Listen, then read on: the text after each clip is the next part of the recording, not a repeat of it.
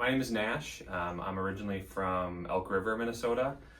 I did my undergrad studies at the University of Minnesota Duluth, and I did my master's degree program at St. Catherine's in St. Paul. A little bit about me is I love to spend time outside. I love to fish, I love to mountain bike, I love to hike, I love to spend time with my family, my dog. Yeah, anything outdoors and you'll find me there.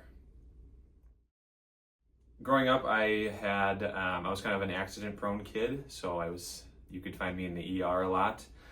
So I got a lot of exposure to healthcare really early, and as I got older, I really got exposed to a lot of really great PAs that really cared a lot about their patients and had a lot of passion and love for their job, and it just really opened my eyes to the profession, and it's something that I wanted to pursue going forward. I chose rural medicine because it felt more personable.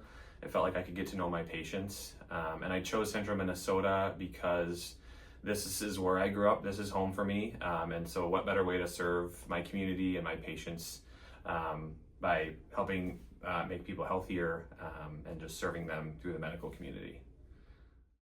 So my style of care is focused a lot on education because healthcare really is a team effort. It's the provider and the patient working together for a common goal.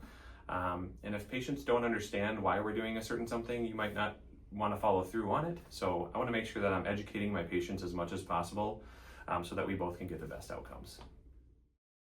So something I try to tell a lot of my patients and something I try to focus on is make changes when it comes to your health in smaller quantities. And the reason for that is because if you make changes in huge quantities or you make big changes all at once, it really is harder to stick to it.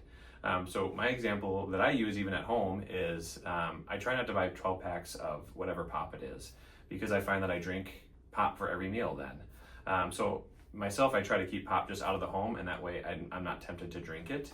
And then you can also use this example when it comes to, for example, exercise. If you exercise in small quantities, a little bit every day and increase it over time, you're more likely to stick to it. Rather than if you're running 6 to 10 miles on day one, you might not work out for the rest of the week because you're really sore. So I would just recommend focusing on small changes every day that you can stick to and be consistent. All right, so fun fact about myself is that both my parents are actually completely deaf, and I learned ASL or American Sign Language at a very early age. It was actually my first language that I learned before English.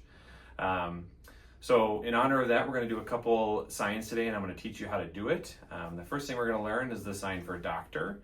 So you'll put your arm out like this, just like this, and you'll actually have just an open palm like this, and you'll just tap your wrist, and that's the sign for doctor. If you keep your arm like this, we're going to learn the sign for nurse, and that is your first 2 fingers over your thumb, just like that, and you tap it on your wrist. That's the sign for nurse. We'll learn the signs for clinic and hospital. They're very similar. We'll start with clinic. It's just a C. If you hold out your hand like this and you cross it on your shoulder, just make a cross. And then we'll learn the sign for hospital. Same thing, you'll make an H. Your first 2 fingers will go like this. This is the back side of my hand, and you'll just cross it on your arm just like that. And finally, we'll learn the sign for mille lacs, which is just the letters M and L right after each other. So we'll learn how to make an M. It's just your first 3 fingers crossed over your thumb, and then you'll follow it with L. This is L. So you'll just do M and L. That's mille lacs. Alrighty, thank you.